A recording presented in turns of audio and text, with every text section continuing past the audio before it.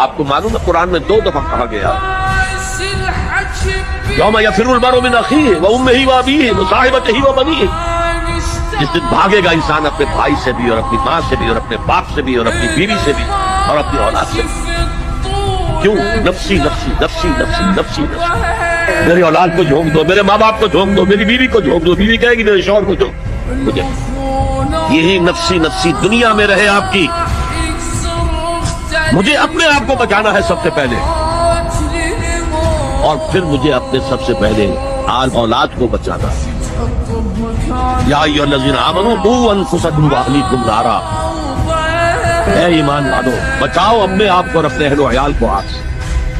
یہ کام ہے آپ کریں اور سمجھیے، نہ بیٹا کام آئے گا، نہ جورو کام آئے گی، نہ باپ کام آئے گا، نہ ماں کام، تمہارا اپنا عمل۔